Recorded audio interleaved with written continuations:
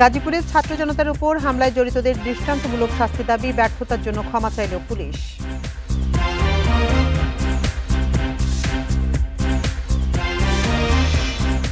সন্ত্রাস দমনে সারা দেশে যৌথ বাহিনীর অপারেশন ডেভিল হান্ট, গাজীপুরে গ্রেপ্তার অন্তত 20 জন।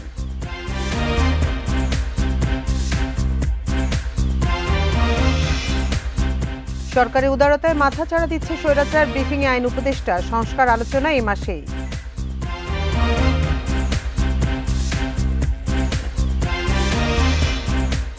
দেশবিরোধী চক্রান্তে আওয়ামী লীগ ও ভারতের মিডিয়া, মন্তব্য প্রেস সচিবের। সরকারের পাশে বিএনপি।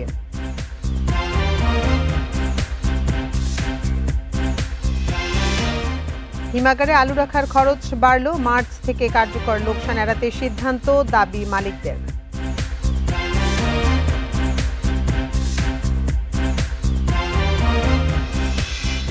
স্বাগত বিরতিহীন রাত 9টায় বাংলাদেশ। আপনাদের সাথে আছি আমি আতিফ আঞ্জুমান। শিরোনাম শুনছিলেন এতক্ষণ, এবার চলে যাচ্ছি পুরো খবরে। আইনশৃঙ্খলা বাহিনীর আশ্বাস ও অপারেশন ডেভিল হান্ট পর্যবেক্ষণের ঘোষণা দিয়ে মার্চ টু গাজীপুর কর্মসূচি 24 ঘন্টার জন্য স্থগিত করা হয়েছে। দিনভর জেলা প্রশাসকের কার্যালয়ের সামনে অবস্থান শেষে বিকেলে এ ঘোষণা দেন বৈষম্য বিরোধী ছাত্র আন্দোলনের নেতারা। এদিকে শুক্রবারের পরিস্থিতি নিয়ন্ত্রণে ব্যর্থতার জন্য ক্ষমা চেয়েছেন পুলিশ কমিশনার। গাজীপুরে আকম মোজাম্মেল হকের বাড়িতে বৈষম্য বিরোধী ছাত্রদের নির্যাতনের ঘটনায় শনিবার সকাল থেকেই জেলা প্রশাসকের কার্যালয়ের সামনে কর্মসূচি পালন করে ছাত্র জনতা। দুপুরের পর এতে যোগ দেন কেন্দ্রীয় সমন্বয়ক হাসনাত আবদুল্লাহ ও সার্জিস আলম। এ সময় সার্জিস বলেন, আকম মোজাম্মেল হকের বাড়িতে ছাত্র জনতার উপর যে হামলা হয়েছে তার সঙ্গে জড়িতদের দৃষ্টান্তমূলক শাস্তি দিতে হবে।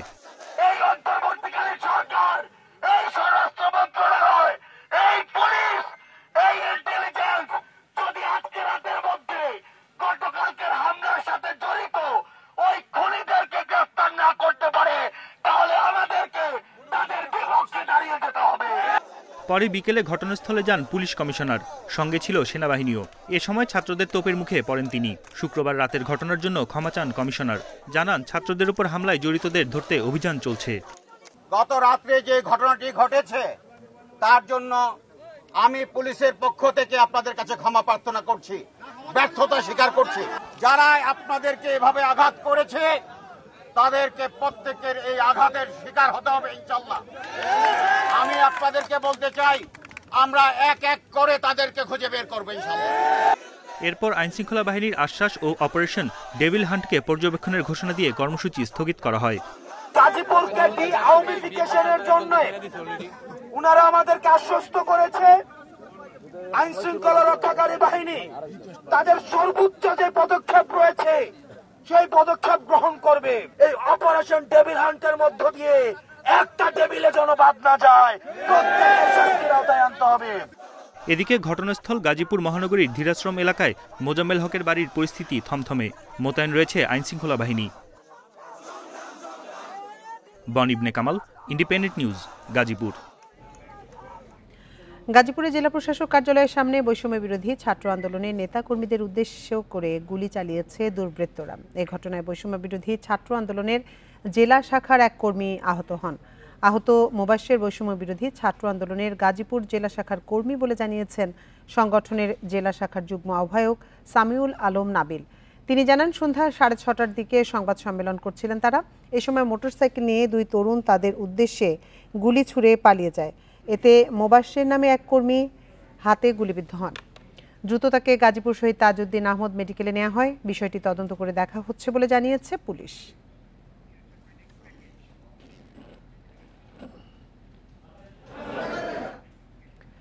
গাজীপুর সহ সারা দেশে শুরু হচ্ছে যৌথ বাহিনীর অভিযান। আইনশৃঙ্খলা পরিস্থিতি স্বাভাবিক রাখা ও সন্ত্রাস দমনে অপারেশন ডেভিল হান্ট পরিচালনার সিদ্ধান্ত নেওয়া হয় বলে জানিয়েছে স্বরাষ্ট্র মন্ত্রণালয়। গাজীপুরে অভিযানে এরই মধ্যে গ্রেপ্তার করা হয়েছে 20 জনকে। গাজীপুরে ছাত্র জনতার উপর হামলার ঘটনায় শনিবার আইনশৃঙ্খলা বাহিনীর সমন্বয়ে একটি সভা অনুষ্ঠিত হয়। স্বরাষ্ট্র মন্ত্রণালয়ের জনসংযোগ বিভাগ জানিয়েছে, সভায় পরিস্থিতি স্বাভাবিক রাখা ও সন্ত্রাস দমনে অভিযান পরিচালনার সিদ্ধান্ত নেওয়া হয়। অভিযানের নাম দেওয়া হয়েছে অপারেশন ডেভিল হান্ট। শনিবার রাত থেকেই পরবর্তী নির্দেশ না দেওয়া পর্যন্ত সারা দেশে চলবে এ অভিযান। এটা সব এজেন্সি মিলে আমরা একটা সমন্বিত নিয়ন্ত্রণ কক্ষ, জয়েন্ট অপারেশন সেন্টার করব। যারা সমাজ বিরোধী, সমাজে অস্থিতিশীলতা তৈরি করবে, এমন অপরাধ করবে যার ফলে সমাজে আতঙ্ক তৈরি হয়, তারা সবাই আসবে এই বিষয়ের আওতায়। গাজীপুরের ঘটনায় শুক্রবার রাতেই গ্রেপ্তার অভিযান শুরু হয়। জেলা পুলিশ সুপার জানান, যাদের বিরুদ্ধে পুরনো মামলা রয়েছে এবং যারা সহিংসতায় ইন্ধন দিয়েছে তাদের এরই মধ্যে গ্রেপ্তার করা হয়েছে। যে এ পর্যন্ত গাজীপুর মেট্রো এলাকাতে 15 জনকে গ্রেফতার করা হয়েছে, আর গাজীপুর জেলায় 5 জন এ পর্যন্ত গ্রেফতার করা হয়েছে। ধরেন এরকম যাদের আপনার বিভিন্ন ধরনের এলিগেশন আছে, ইনফ্যাক্ট আমাদের অভিযান তো চলমান আছে, এখন আমাদের অভিযানটা আরো জোরদার হবে আর কি। একটি জয়েন্ট অপারেশন টিম কেন্দ্রীয়ভাবে এর নিয়ন্ত্রণ করবে বলে জানিয়েছে পুলিশ সদর দপ্তর। পুলিশ বলছে, অভিযানে যেন কোনো নিরপরাধ মানুষ গ্রেপ্তার না হয় সে বিষয়ে সতর্কভাবে কাজ করছে তারা। জাহিদুল ইসলাম, ইন্ডিপেন্ডেন্ট নিউজ, ঢাকা। দেশের বিভিন্ন স্থানে ভাঙচুর, হামলা, পাল্টা হামলার ঘটনাকে কেন্দ্র করে নিরাপত্তা বাড়ানো হয়েছে। সুপ্রিম কোর্ট এলাকায় মোতায়েন করা হয়েছে সেনা, র্যাব ও পুলিশের বাড়তি সদস্য। হাইকোর্ট এলাকায় সকাল থেকেই মোতায়েন করা হয়েছে সেনাবাহিনী, পুলিশ, বিজিবি, র্যাব সহ আইনশৃঙ্খলা রক্ষাকারী বাহিনীর সদস্যদের। বৃদ্ধি করা হয়েছে গোয়েন্দা নজরদারিও। আদালতের প্রত্যেকটি প্রবেশ মুখে মোতায়েন করা হয়েছে পুলিশ ও সেনাবাহিনীর এপিসি সহ অন্যান্য সরঞ্জাম। খুব জরুরি প্রয়োজন ছাড়া প্রবেশ করতে দেওয়া হচ্ছে না কাউকে। চলমান রয়েছে তল্লাশি কার্যক্রম।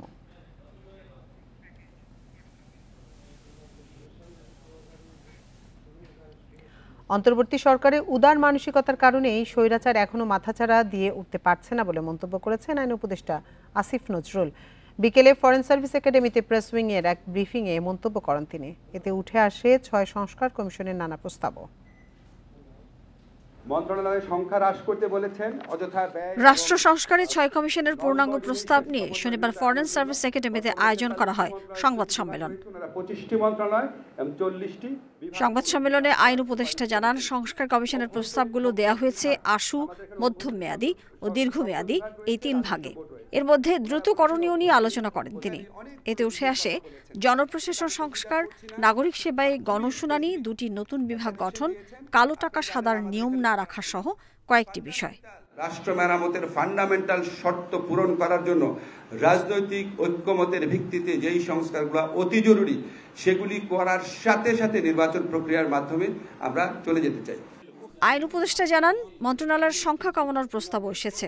গুরুত্ব দেওয়া হয়েছে আদালতে স্বচ্ছতার ভিত্তিতে কর্মচারী নিয়োগে। আমরা জুডিশিয়াল সার্ভিস কমিশনকে আইন মন্ত্রণালয়ের পক্ষ থেকে অনুরোধ করেছি জুডিশিয়াল সার্ভিস কমিশনের মাধ্যমে যেন নিয়োগ হয়। সংবাদ সম্মেলনে এক প্রশ্নের জবাবে আইন উপদেষ্টা বলেন, অন্তর্বর্তী সরকারের উদার মানসিকতার কারণে স্বৈরাচার এখনো মাথাচাড়া দিয়ে উঠতে পারছে। সরকারের সহনশীলতা, অবাধ মত প্রকাশের পরিবেশ এবং গণতান্ত্রিক চর্চার ক্ষেত্রে সরকারের অসীম শ্রদ্ধাবোধের কারণে এগুলি ঘটছে। সংস্কার কমিশনের প্রস্তাব নিয়ে চলতি মাসের মাঝামাঝি রাজনৈতিক দলগুলোর সঙ্গে বসবে অন্তর্বর্তী সরকার। এখানে আপনার কজ লিস্ট কি ওই সম্পর্কে জানতে চাইলে ওনারা জানতে পারবেন। Mahmuda Moumita, independent news, Dhaka.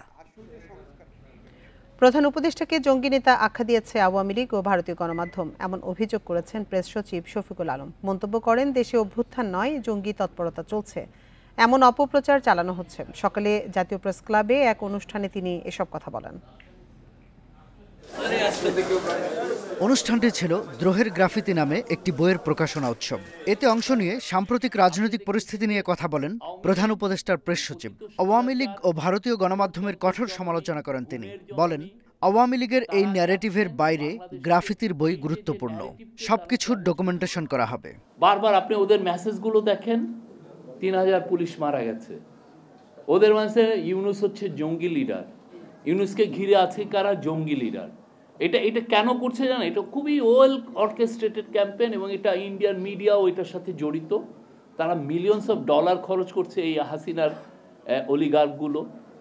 সে একটা নতুন ন্যারেটিভ তৈরি করতে চাচ্ছে, ওয়ার্ল্ডে বুঝাইতে চাচ্ছে যেই তুমি যে এটাকে গণ অভ্যুত্থান বলতেছো সেটা আসলে গণ অভ্যুত্থান না, সেটা আসলে এটা হয়েছে। ভারতীয় গণমাধ্যমের সমালোচনা করেন বিএনপির সিনিয়র যুগ্ম মহাসচিব রুহুল কবির রিজভিও। তাদের মিথ্যাচার নিয়ে বিস্ময় প্রকাশ করেন তিনি। পার্শ্ববর্তী দেশ থেকে শেখ হাসিনা উস্কানি দিচ্ছেন এবং তাকে সাপোর্ট করছে তাদের পলিসি। এটা তো বাংলাদেশের সার্বভৌমত্বের উপর সরাসরি হস্তক্ষেপ, ভয়ঙ্কর রকমের হস্তক্ষেপ। এটা একটা স্বাধীন গণতান্ত্রিক দেশের উপর আরেকটি স্বাধীন রাষ্ট্র, এটা তো চরমভাবে আন্তর্জাতিক রীতি নীতি সমস্ত কিছু লঙ্ঘন করে এই কাজটি করছে। আমাদেরকেও সবাইকে গণতান্ত্রিক শক্তির সপক্ষের লোকজনদেরকেও সতর্ক পদক্ষেপ রাখতে হবে। কোনো নৈরাজ্যের কারণে কেউ যাতে কোনো সুযোগ না নিতে পারে, কারণ এটাও মনে রাখতে হবে প্রতি বিপ্লব কিন্তু উকি ঝুঁকি মারে সবসময়। শেখ হাসিনা না থাকায় এদেশে একটি গণতান্ত্রিক পরিবেশ ভারত মেনে নিতে পারছে না বলেও মন্তব্য করেন বিএনপি নেতা। আমরা কি বলে ব্রিটেনের বিপ্লব। শাহাদাত স্বপন, ইন্ডিপেন্ডেন্ট নিউজ, ঢাকা। ফরিদপুরের বোয়ালমারীতে স্বাধীনতা স্মৃতিস্তম্ভ ভেঙে দিয়েছে বিক্ষুব্ধ ছাত্র জনতা। দুপুরে পৌর সদরে চৌরাস্তায় স্বাধীনতা চত্বরে এক্সকেভেটর দিয়ে ভেঙে দেওয়া হয় স্থাপনাটি। এ সময় বিক্ষুব্ধ জনতা আওয়ামী লীগ বিরোধী নানা স্লোগান দিতে থাকে। কিছুক্ষণ পর ঘটনাস্থল ত্যাগ করেন তারা। পরবর্তীতে খবর পেয়ে সেনাবাহিনীর একটি দল ঘটনাস্থলে পৌঁছে। বোয়ালমারী উপজেলা নির্বাহী কর্মকর্তা তানভীর হাসান চৌধুরী বলেন, ঊর্ধ্বতন কর্তৃপক্ষকে ভাঙচুরের বিষয়টি জানানো হয়েছে। বর্তমানে ওই এলাকায় আইনশৃঙ্খলা পরিস্থিতি স্বাভাবিক রয়েছে বলেও জানান তিনি।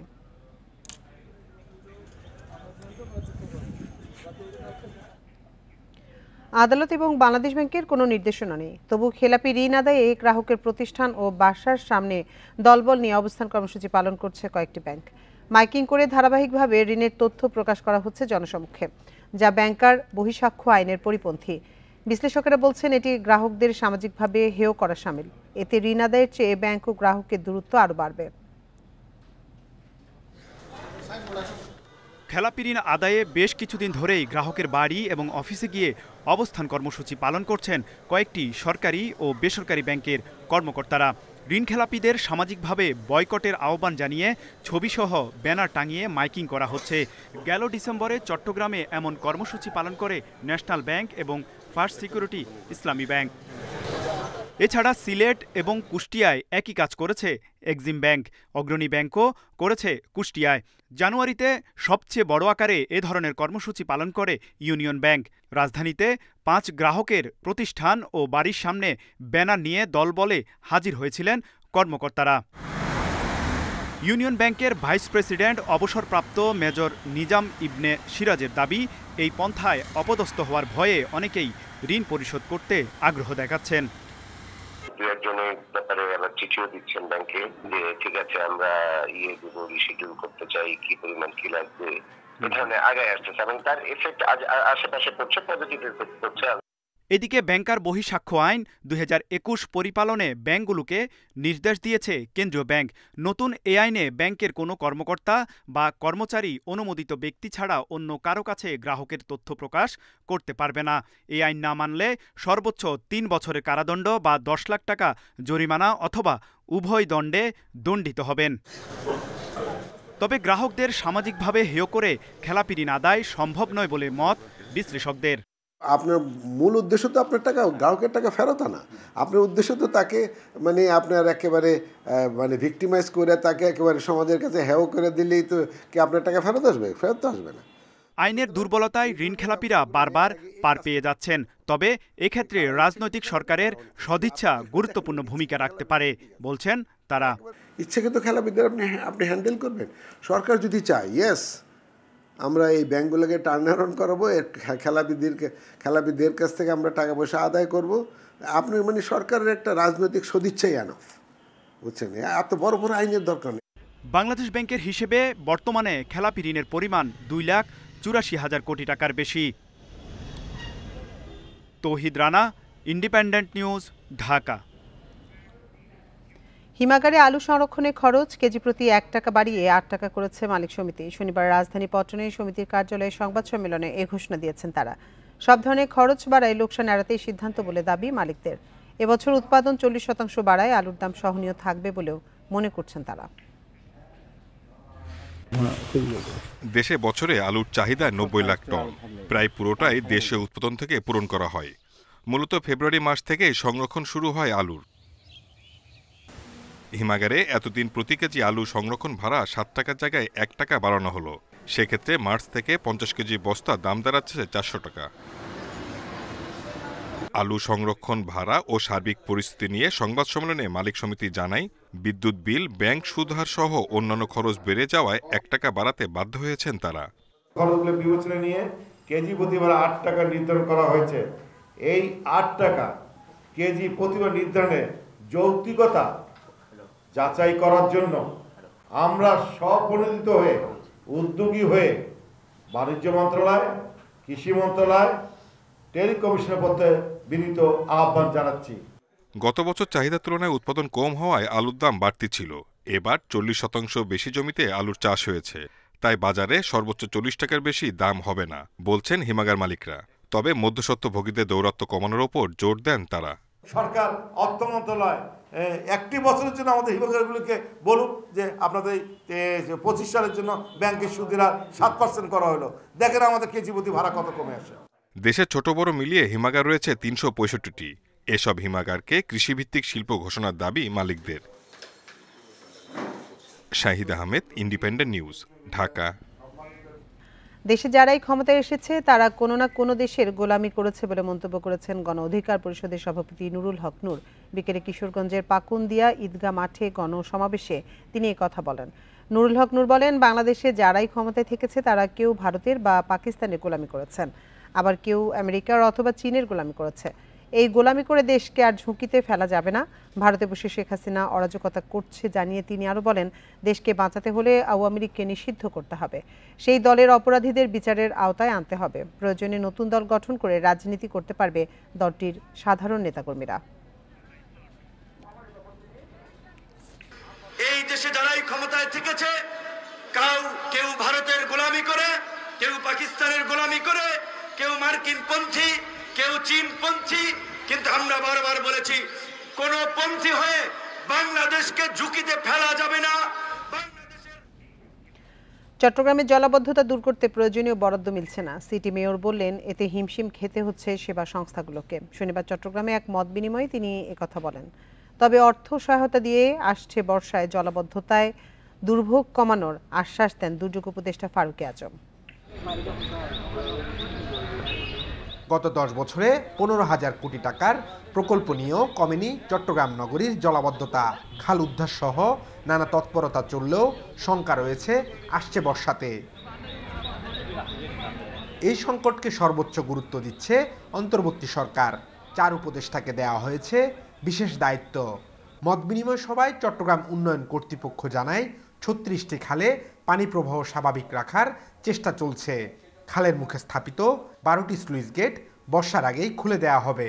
আমাদের মূল লক্ষ্য থাকবে যে আমাদের মেইন 36 খালের যে প্রবাহটা এবং সিটি কর্পোরেশন ওই খালে পানি আনবার জন্য যেটুকু বহনযোগ্য করা দরকার সেটা করবে। তো আমরা এর প্রেক্ষিতে সিটি কর্পোরেশনের সাথে উই আর ইন টাচ। এ সময় মেয়র শাহাদাত বলেন, বর্ষার আগে বড় খালের সঙ্গে শাখা খালগুলোকে সংযুক্ত করা কঠিন। পাশাপাশি সরকারি বরাদ্দ নিয়েও হতাশ তিনি। 100 কোটি টাকার মধ্যে 5 কোটি টাকা বোধহয় বরাদ্দ দিয়েছে, সেটা এখনো পাওয়া যায়নি। মানে এই যে একটা গুরুত্বটা বুঝছে না সেন্ট্রাল গভর্নমেন্ট, এটা আমি খুব দুঃখ করে আজকে বলতে হচ্ছে। যে জিনিসগুলো এলজিআরডিতে পাঠাচ্ছি তারা সেটাকে যদি গুরুত্ব নিয়ে না দেখে তাহলে পরে কিভাবে আমরা এই প্রবলেমগুলো সলভ করব। বাজেট স্বল্পতা থাকলেও সহায়তা দেওয়ার আশ্বাস দেন দুর্যোগ উপদেষ্টা ফারুকী আজম। আপনারা যেই পর্যায়ে চেয়েছেন তা না হলেও এই ফান্ডের একটা ফ্লো আমরা থাকবে, এখানে অসম্পূর্ণতা থাকবে, সিটি কর্পোরেশনের ফান্ডের দরকার, এটা নিয়ে যথাযথ জায়গায় দেন দরবারও যদি আমাদের যেটুকু করতে হয় আমরা ততটুকুই করব। চট্টগ্রাম নগরীতে ছোট বড় 57টি খাল রয়েছে, আর নগরে রয়েছে প্রায় 1600 কিলোমিটার নালা। Abdullah Rakib, independent news, Chittagong. নাটোরে বাগাতিপাড়া থেকে বিরল প্রজাতির একটি নীলগাই উদ্ধার করা হয়েছে। দুপুরে উপজেলার দয়ারামপুর ইউনিয়নের শেখপাড়া এলাকা থেকে নীলগাইটি উদ্ধার করা হয়। স্থানীয়রা জানায়, ইউনিয়নের শেখপাড়া এলাকায় নীলগাইটি দেখতে পায় তারা। পরে একে নিরাপদে রাখতে স্থানীয় ইউপি সদস্য সালাম মোল্লার বাড়িতে বেঁধে রাখা হয়। খবর পেয়ে পুলিশ ও উপজেলা প্রাণী সম্পদ কর্মকর্তারা নীলগাইটি তাদের হেফাজতে নেন। বন্যপ্রাণী সংরক্ষণ ও নিরাপত্তা আইন অনুযায়ী বিরল এই প্রাণীটি বন্যপ্রাণী ব্যবস্থাপনা ও প্রকৃতি সংরক্ষণ বিভাগের কাছে হস্তান্তর করা হবে বলে জানান তারা। মাঘ না ফুরোতেই বইছে দক্ষিণা বাতাস, মিলছে বসন্তের আগমনী বার্তা। আর এর জানান দিতেই যেন উদালের সোনালী আভায় মশগুল রাজধানীর রমনা, হাতিরঝিল, কার্জন হল, বাংলা একাডেমির প্রাঙ্গণে। উদ্যান পার্কে দেখা মিলছে শ্বেত শিমুল আর পলাশেরও।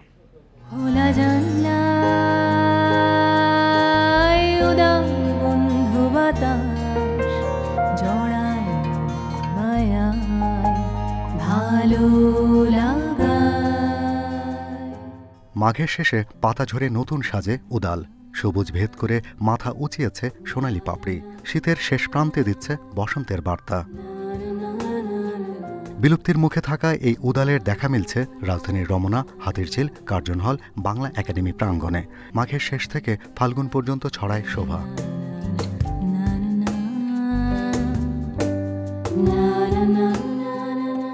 এই সময়ে দেখা মেলে শ্বেত শিমুলের। একসময় দেশের দক্ষিণ পূর্বে এর প্রাচুর্য থাকলেও এখন এটিও বিলুপ্তির মুখে। অর্থনীতিতে এর কদর তোলার জন্য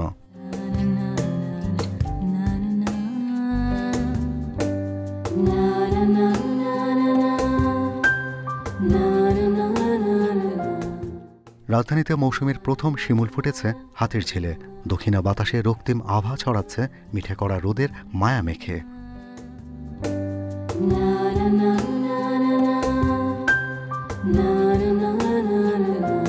বসন্তে ফোটে নানা বর্ণের ফুল, তবে এর মধ্যে পলাশের কদর আলাদা। ফাল্গুনের শুরুতে ফুটে ঝরে যায় চৈত্রে। এর গেরুয়া হাতছানিতেই মেলে ঋতুরাজের আগমনী বার্তা। Shahriar Anirban, independent news, Dhaka. আর এই ছিল এখনকার সংবাদে। ইন্ডিপেন্ডেন্ট টেলিভিশনের সব খবরে বিস্তারিত জানতে চোখ রাখুন ফেসবুক, ইউটিউব এবং এক্সে। এতক্ষণ সাথে থাকার জন্য ধন্যবাদ সবাইকে।